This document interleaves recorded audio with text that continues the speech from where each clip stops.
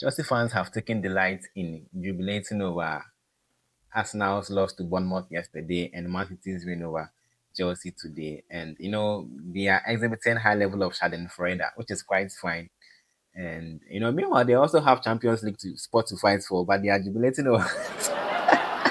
Charlie, the word is quite funny. Anyway, Charlie, somewhere. My name is the man in your mirror. Just in case you don't know, I'm here to touch your soul. He's the handsome baby.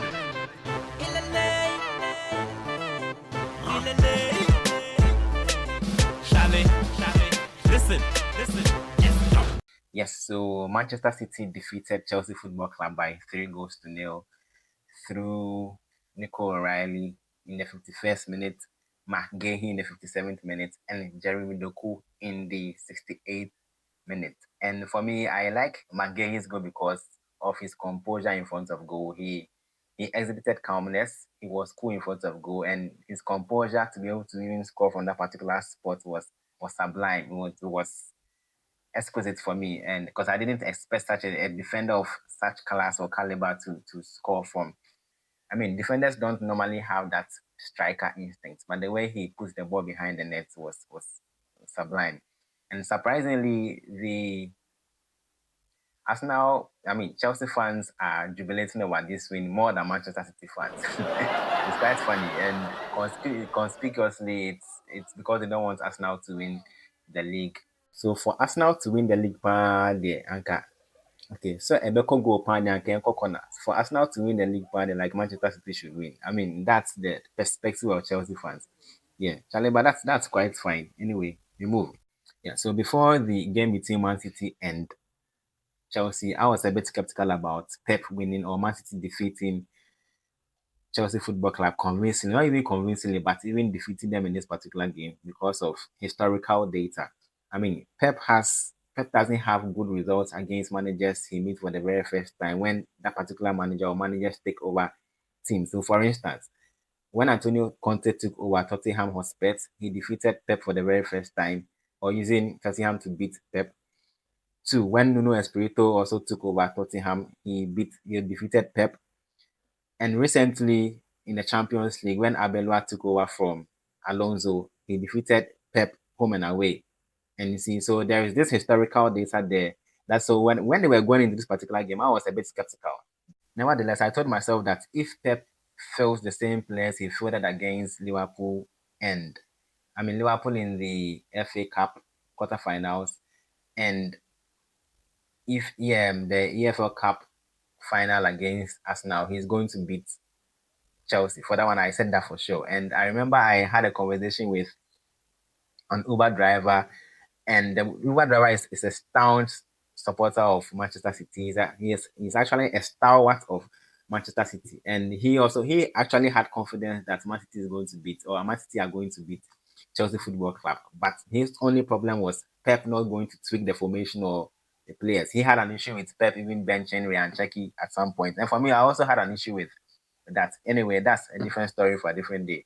And so he had confidence that Chelsea will not defeat, Man City at all. So he knew that. But for me, like I said, I was skeptical about it a bit. But anyway, today's result shows that Pep is has eye for the EPL, and he's not giving his former employee the chance to be able to win the league over him. And if that happens, that means that Ateta has been in a second position for a very long time. And then we at decided college, National Science and Maths quiz, or Argentina how do you call it? The Copa America, and how do you call it? The World Cup. Anyway, they've broken the jinx, so now Messi feeling against one team leading. Now, so coming to this particular game, I didn't expect or I didn't envision Liam Rosiner to sit back, especially at Stamford Bridge. I expected him to come out and play. I expected them to be bold, brave enough to, match Man City boot for boot. But they came into this particular game from the blown when the whistle was blown for the game to start. They sat behind, they play low block, and I was quite surprised because if you are playing Pep with such mentality, already you've lost like 2 goals already because Pep likes to dominate play. Pep likes to exhibit or stamp his dominance in a particular game. So when he sits behind or when he sits back, you play low block, you give him that maximum authority over you. And that's what we saw in this particular game. They dominated from the onset, despite making it committing a few blunders here and there where I feel Chelsea could have capitalized on the blunders of Man City. They couldn't do that. And the game stayed 0-0 in the in the first half. And going to the second half, I just knew it was going to be like the if EFL final against Arsenal because I knew for the second half I knew Pep was going to score, City were going to score, and from the blown of the whistle, they started dominating play again, and this time around they took their chances and then scored 2 early goals. So yeah, and I thought that shattered Chelsea Football Club because 2 early goals in the second half. Charlie, there was no way they were going to return from that. So I mean, they kept on dominating play here. They could have even scored more than 3 goals. But anyway, I thought if Haaland had a good game, he would have. I mean, he would have gotten on the score sheet, or Manchester City would have even scored more goals. But he had a. He was not that bad. He didn't have a terrible game. Sorry, but he was not that good in front of goal. So that kind of played a role in Manchester City not scoring more than 3 goals. But I mean, I want to believe that if Pep should go into the game or the rest of the games for the season, he needs to fill the same players. That if he doesn't face any injuries or maybe the coach shouldn't get injured. How do you call it? Checky react for Ryan Checky. I don't know why Pep kept on benching him at some point in time because that guy is for me. Even though I'm a Barcelona fan and we've had I mean, there's Lamine Yamal, who is our star boy, but I feel I draw closer to Ryan Cherki more than Lamine Yamal. And I mean, for Ryan Cherki, Charlie, that guy is a proper baller. He is currently my favorite player.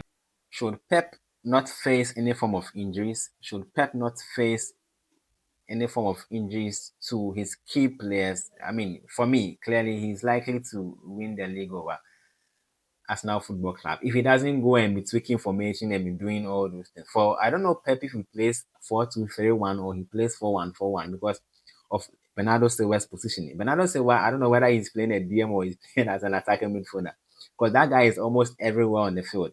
So I just feel Pep uses him to kind of confuse his opponents, and he's been playing the role very well. So I don't know if he plays 4-2-3-1 or 4-1-4-1. And I mean, so far I also feel that his loss against Real Madrid in the Champions League kind of resetted his mind, or I mean, gave him that particular confidence to be able to play this particular formation or fill this particular players. Doku on the left, how do you call it? Semenyo on the right. We have Ryan Cheki and Bernardo Silva. I don't know, like I said, I don't know if Bernardo Silva plays as an attacking midfielder or I mean, and he has Rodri as well. So maybe it's 4-2-3-1. Then he pairs Rodri with Bernardo Silva. If Bernardo Silva is in front, maybe so Bernardo Silva will join Ryan checking in front, and that formation has helped him win the EFL Cup final against Arsenal, and that same formation helped him dominate play against Liverpool. I mean, and I highlighted Liverpool by 4 goals to nil. So for me, I believe that going forward, he should maintain these players. I mean, Nico Riley is injured. I don't know how serious his injury is. Actually, that guy to the ball because he got them the first goal, and he also won them the EFL Cup. So yeah, that guy the ball. I just hope his injury is not that serious or intense. So the question is, will Arsenal win the league or will Manchester City take over? Because currently Arsenal sits atop the Premier League and the Manchester City are behind them. They are chasing them like that, Charlie. They are chasing them like that. And Pep has always said that he doesn't want to chase. He wants to be on top so that someone else chases. But he he's now currently chasing based on I mean the kind of results he had. So he's currently chasing. But a vast majority of football fanatics believe that based on historical data again, because Arsenal have taken the lead for seasons now and they bottled it and Manchester City won the league. So a vast majority of football fanatics believe that it's going to happen. It's going to happen because you don't need any statistics or analytics to be able to determine. I mean, they're just drawn their own conclusions that Man City are going to win the league again. And so we live to see. I'll do another video on this particular. I mean, whether Arsenal are going to win or Manchester City are going to win the league. My name is the man in your mirror. Thanks for watching. See you in the next one. I am Audi.